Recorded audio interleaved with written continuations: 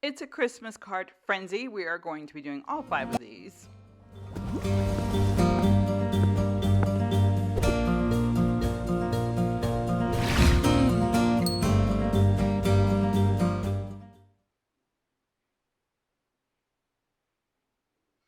Okay, so we're going to start with this ornament. And originally when I started this idea, I wanted to do 5 Christmas cards in 15 minutes. And then I got carried away with painting this ornament that took up a lot of time. But it's good because we're getting it out of the way first. And we're going to be doing this. This is going to take the longest. So I used my circle stencil. If you guys have the paint kit, then use your wood one or just use something round for your greeting card. And I'm drawing a circle except for like an inch at the top because I'm going to be putting in that little, what is that bobble little thing that holds the ornament, that little brass thing. And I'm just kind of sketching it out right now just because I didn't really trust myself to do this freehand, and just to give myself kind of a guidance. And the idea is to go over the circle a little bit to give it that three-dimensional look. Hopefully that makes sense. And then we're doing a wet on wet technique here, basically just painting the ornament with water. I'm leaving some gaps in here. You can't really see it yet. You will when the color hits it. I am leaving some gaps because that's going to be kind of a natural reflection. So originally when I did this, I forgot about the gap, so I kind of did it at the last second, and I didn't quite get as many in there as I wanted.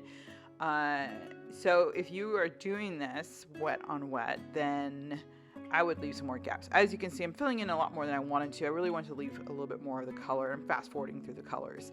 But I'm doing a mix of purple and blues to give it that kind of mixy, marbly, reflective look. Oh my gosh, I have a dry throat.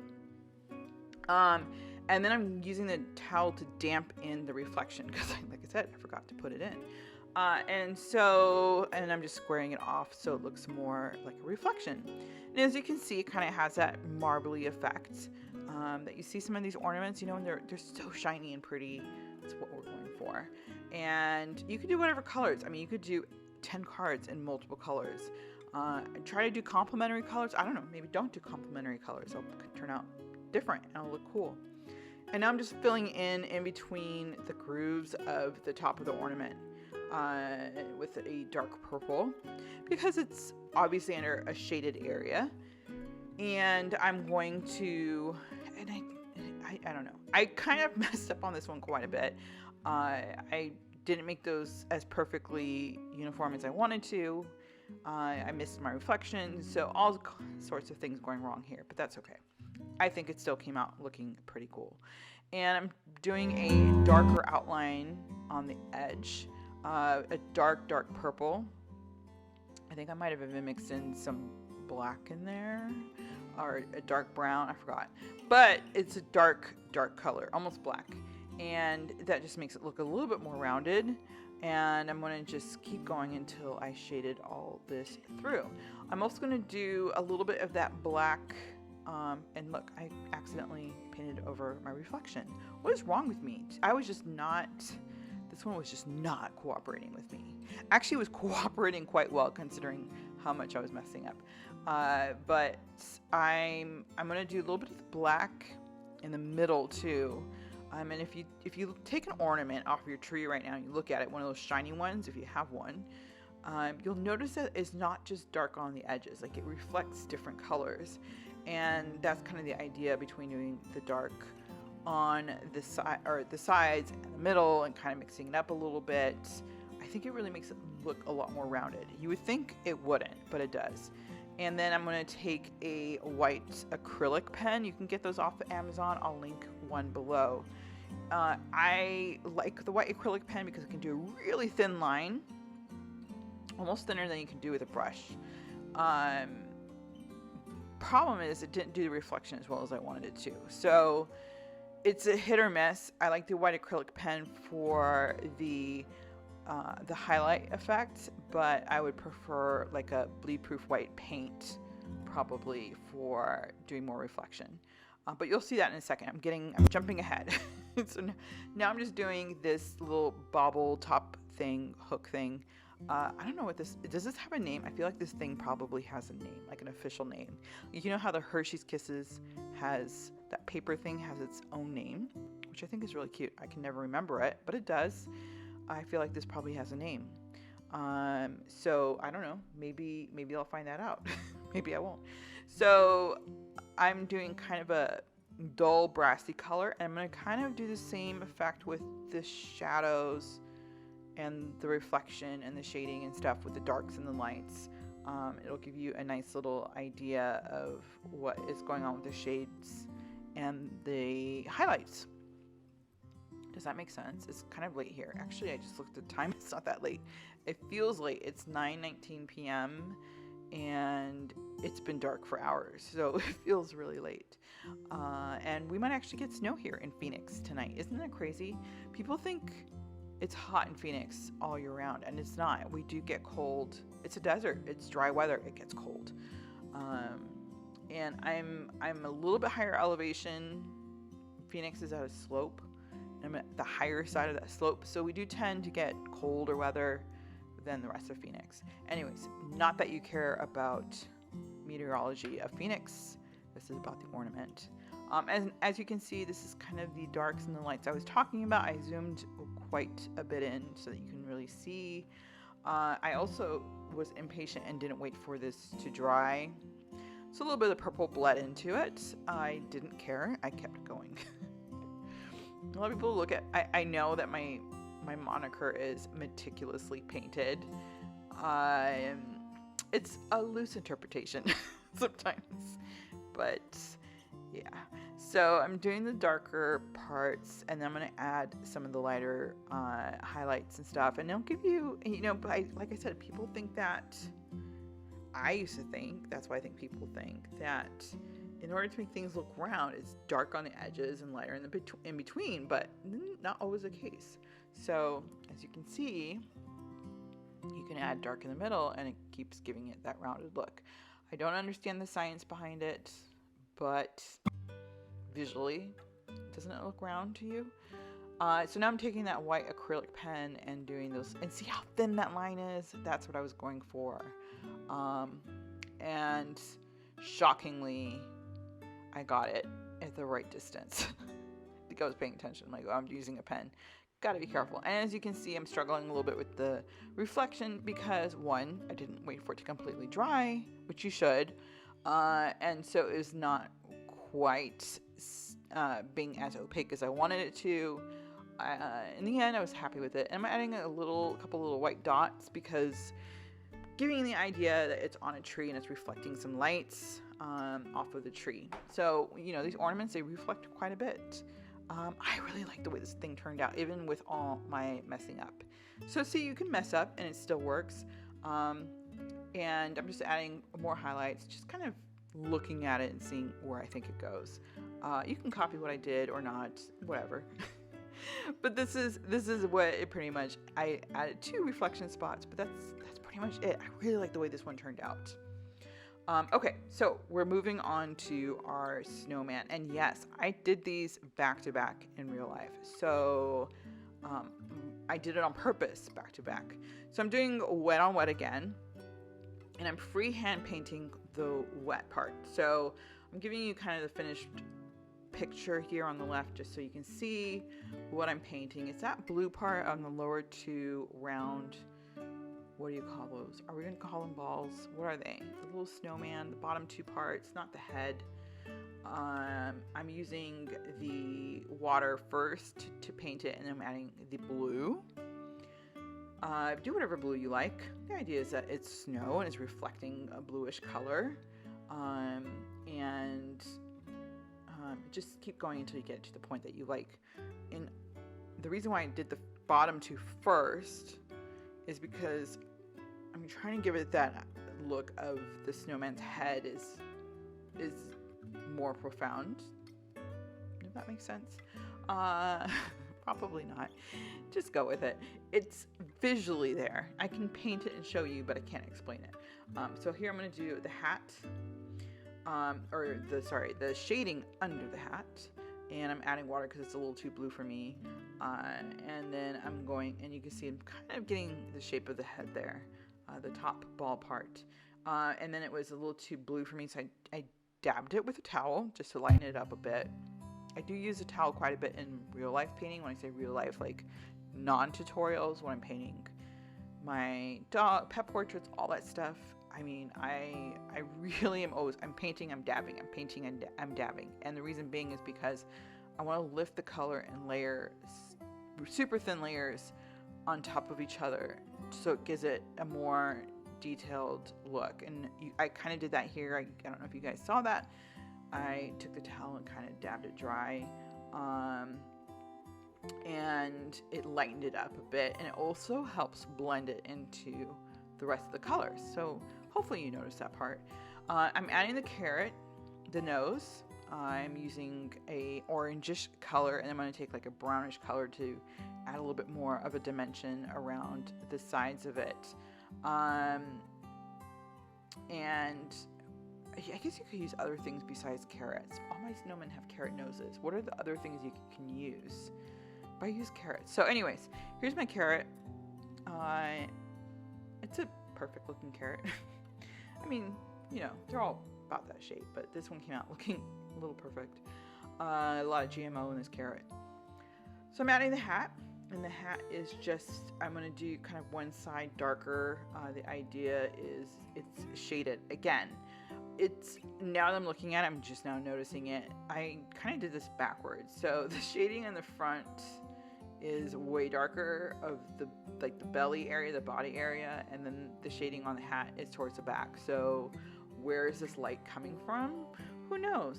Didn't think about that when I was painting that. I just decided to put in a hat with some shading on it. So probably something to think about. If you are painting along with me, I apologize, because then your light's all screwy too. If you are watching this first, then maybe put the shading on the belly on the back part, because the light's from the front. Just a thought. So I really wish I had zoomed in on this hat, but I didn't do that. But anyways, I'm just adding the little hat. I don't think I've ever seen a hat on a snowman, to think about it.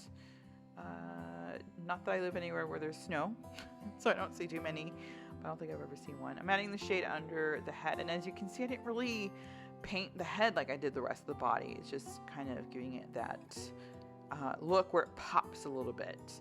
And I've noticed a lot of people commented on how a lot of my artwork looks dimensional, and this is one of the tricks. I do use the white of the paper quite a bit. I don't paint everywhere. Like at the bottom of the head of the snowman is completely blank, but you know it's there. So that's kind of a trick to make it look more dimensional, I think, is to just leave part of it to the imagination. I'm putting shading below the bottom of the snowman. Again, the light's coming from the front there. Apparently the sun shifts as it gets to the top of his head. I'm doing his eyes in this curvature. It's not, I don't think you can find anything that shape in nature, but I thought it was cute. I just wanted to have him have this goofy grin on his face. So I gave him that little shaped eye, but you can do round or whatever you want. And then the little buttons for the mouth. And then I'm adding a little bit more shading to the hat to make it look a little bit more poppy. And now I'm adding a bird. It ended up kind of looking like a bird squirrel. Shouldn't have freehand drew this one. I think I should have just sketched it out first. I'm like, what does a bird look like halfway through painting this? And it really, I mean, it was like 80% of the time, I'm like, this looks like a squirrel. With wings. I don't know what it is. Leave it to your imagination. I mean, I don't know what it looks like from afar. But I was going for a bird. And as you can see, I am struggling quite a bit with it. I moved the tail from above his nose to below it. I put feet on there. I take off the feet. It was struggle. It was struggleville. But not as struggly as my ornament. This one was just a bird. Fortunately, the rest of the snowman was not of a struggle. What it totally looks like now, it looks like a snail.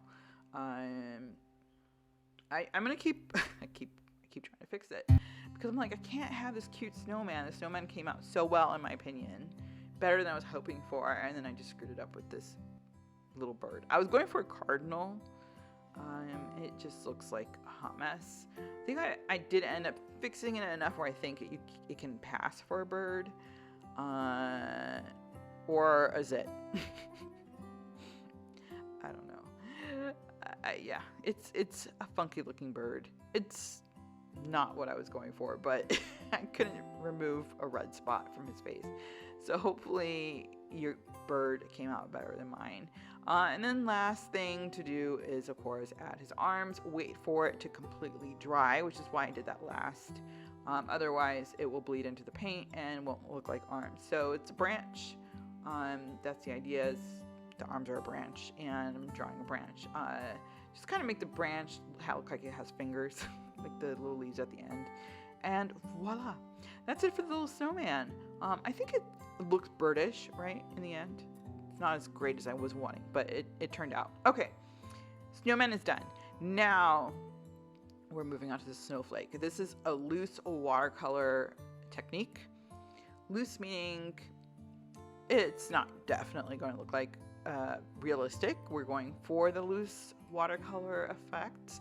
It's kind of what watercolor is known for, I think. And I'm drawing the arms of the snowflake, so I'm using a ruler. I like using a see-through ruler when I'm doing these, because you can see the work you've done below that. And I'm not drawing lines. I'm doing more of a dash, because I want to just kind of mark where it's going to go. Because there's going to be some blank spots in the arm, so I purposely did not want my pencil marks to show. And I'm just using the blue to draw the snowflake and just to start off with the arms. This is going to be kind of a just layering upon layering upon layering. So I'm going to fast forward through quite a bit of this throughout, just because it is tedious to watch. I'm doing these little what kind of shape is this? It's got a name. I don't know what the name is. I'm not a math person, but it's got a shape. It's diamond. That's the shape I'm going with, diamond. We're doing the diamond thing. So I'm doing the blue reflection in there, and I'm doing a really light blue. So start off with a light blue, and we will layer the darks on top of it. That's always my advice. Start off really light, and then just keep layering it. It does take a tiny bit of patience. I say tiny bit because watercolor is still so much faster than oil and acrylic. One of the things I love about watercolor is you can really finish a whole painting, a really intense detailed painting, in a couple hours.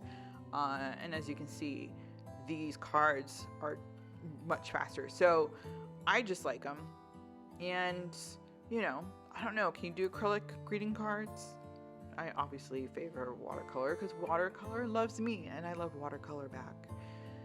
So I'm doing these little diamond loose shapes, and I think at one point I'm like, what does a diamond look like again?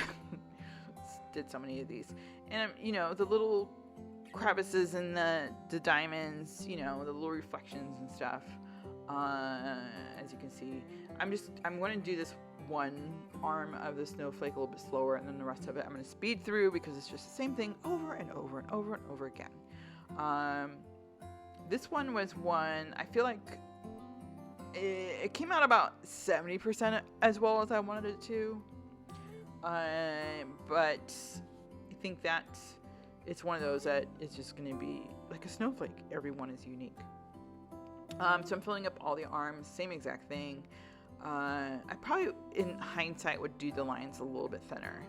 I think because I was doing the loose, I wanted it to be a little bit more thick and, loose.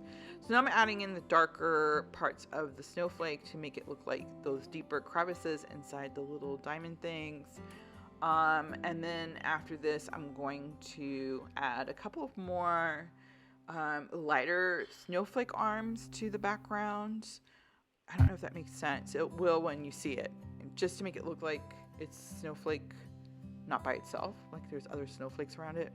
You know, if you're looking through a microscope, you could see the other snowflakes around it. That's the effect we were going for. So now I'm adding the dark lines in between. As you can see, I am not trying to make this perfect. I'm really, really trying to do a loose effect here. I got into an argument with a lady once who, she's like, you don't do any loose watercolor. This is not loose watercolor. This is loose watercolor for me. It is. It's not perfect. if you see my pet portraits and all that stuff, this is loose for me.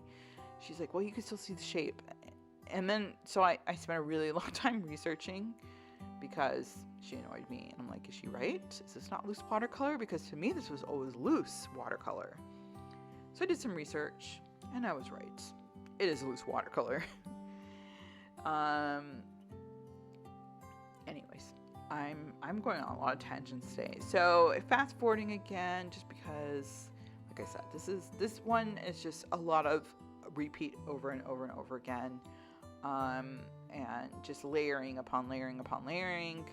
And now I'm going to start adding in a little bit of the background. So the background is going to be, I'm going to kind of do the same thing as I did before, just not whole snowflakes, just like little bits and pieces here. My dog just scared the crap out of me. She jumped up on the bed, and I can see my bed in front of me, but for some reason she looked like a weird human. My goodness. And now she's snorting, so hopefully you don't hear that. Lots of noise going on. Fortunately, she's doing all of this when I'm just kind of painting the same thing over and over again. I'm doing just different snowflake arms here, just doing some little bit of a background. You don't have to, of course. I mean, you don't have to do anything I do, but I'm doing different layers. This one went really light, and I'm just going to go through and darken again the same way I did the first part of the snowflake, the main snowflake. And then I just kind of eyeball it to see where it needs to be filled in, and I fill it in. I mean, this is this one took a long time, but it's just because you're doing the same thing over and over again. And that's it. And I love this blue. I think it's such a pretty blue. And you know, I don't do much decorating in these blues, but it's so pretty. I think it's so pretty when people do. So question for you guys. Do you have one Christmas tree? How many Christmas trees do you have? I always thought it was so weird when people had more than one Christmas tree. Like, why do you have more than one Christmas tree? We have 4 Christmas trees this year. I joined the club. I did. I jumped on that bandwagon. And you know what? A lot of it is the older I get, the more I accumulate with Christmas decorations. And I'm not by any means somebody who just keeps everything. I do give a lot of stuff away. But I still accumulate quite a bit, especially, you know, like the really expensive ornaments and ones that are keepers. You're going to keep it. You're not going to give those away.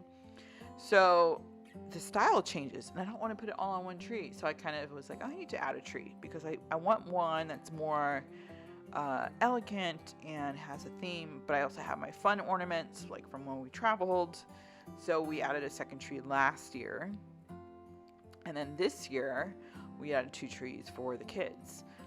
So I have a pink tree in my daughter's room, and we have a black tree in my son's room with blue lights, a blue star, and we're going to be adding some it's going to be a Star Wars tree. So it's not black like evil black. Why did I say evil black? I love black. So, but it's not, we're going for Star Wars. So we did the black, you know, for space, and the blues. And we're going to add some Star Wars ornaments, which are surprisingly not easy to find. There are quite a bit of Star Wars ornaments, but they're expensive. They're like $10 each. And if you're trying to fill up a tree, that can get very, very expensive. So we're trying to get creative with it. It's the last tree we're doing. All our other trees are up. I had the most fun with my daughters because I've always wanted to do like a whole pink Christmas theme. And we didn't get to do it until, of course, we had a daughter. I mean, we could have done it in the main house, but it would just, I don't know. I don't think it would have worked with everything. So as you can see, I'm just kind of adding some more dark spots to these little snowflake pieces, and just kind of filling in where I think it needs to be filled in. And I thought this came out really pretty. It's loose, it's casual, it's our snowflake. Okay. So we're moving on to the Santa hat. The Santa hat is going to be a very 3-dimensional little Santa hat on the bottom right corner of a card. This is the bottom right corner, and this is what the finished Santa hat looks like. So I just kind of want to show you guys so you kind of see what I'm painting here. I'm doing the little top part of the hat that's bent over. And then the white part is an absence of paint, is what that is.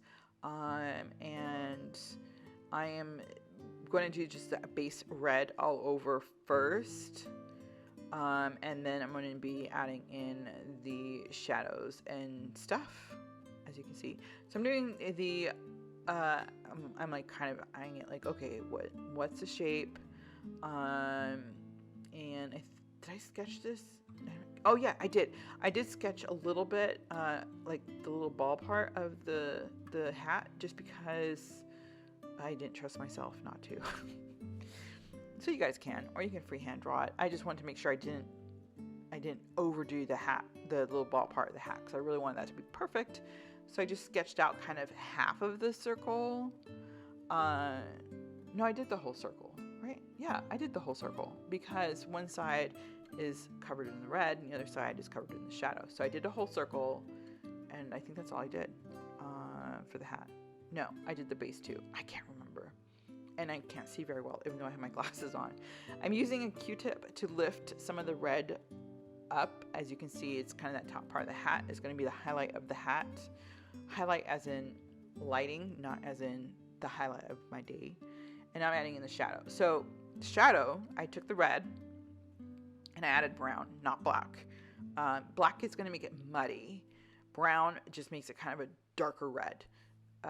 And so I did that, and I'm kind of adding like little grooves to the hat so it doesn't look like a perfectly shaped hat. Like I want to make it look more organic, and just adding some shadows. I'm layering upon layering until I get to the point that I like.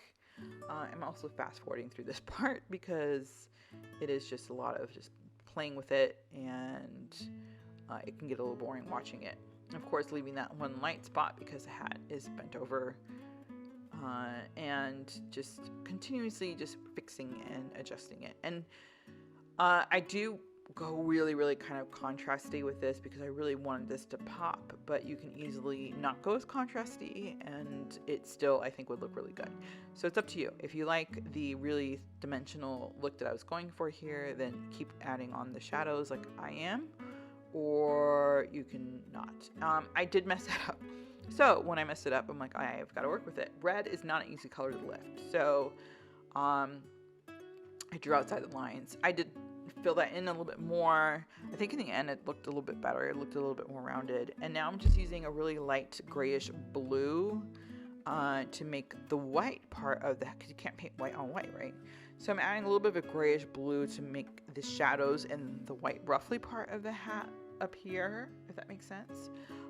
And then, of course, the absence of paint is the white part of the hat. I do layer and then take the towel and dab it to lift color quite a bit on this one, just so it blends.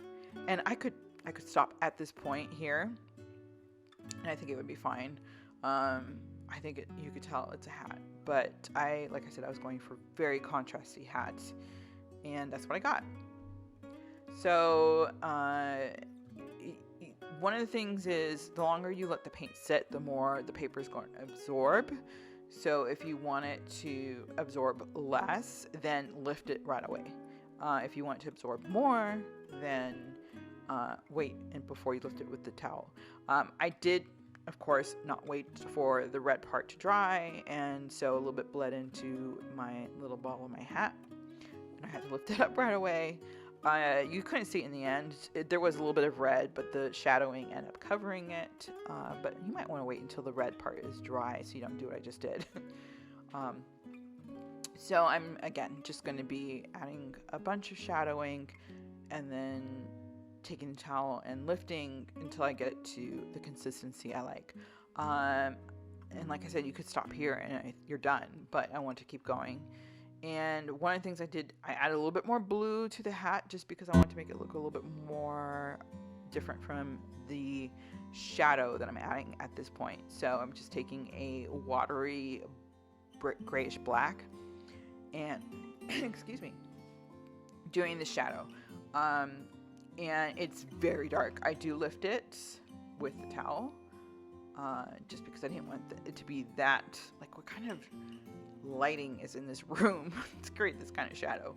So I do lift it, but right now I'm going for the shape of it, and I wasn't in a rush. I knew it was going to be fine. I wanted the shadow there, so I didn't care if it absorbed. That was kind of what I was going for.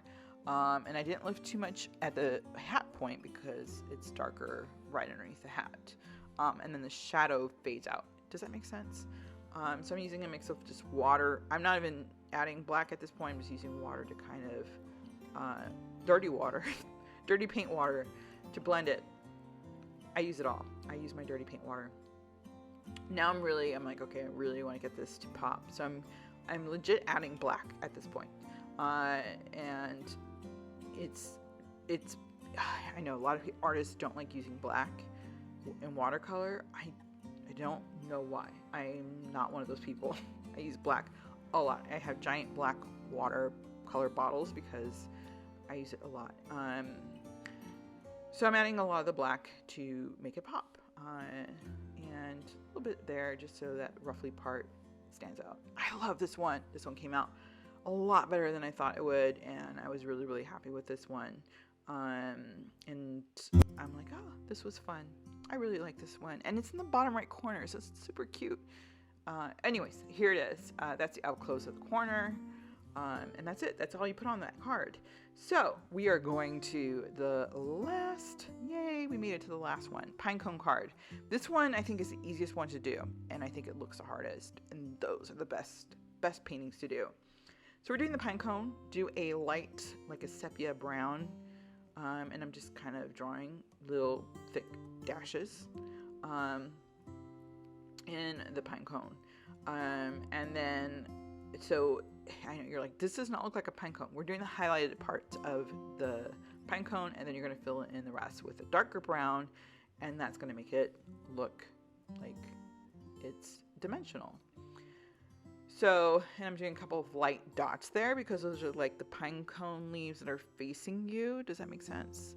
And I'm actually like using my hand to show you, which you can't see. And now I'm adding the darks in there and filling in basically where there's no light colors. Really easy. That's it. It's like a Christmas tree shape. Have you noticed that before? And I'm going to do this brown, just literally filling it in.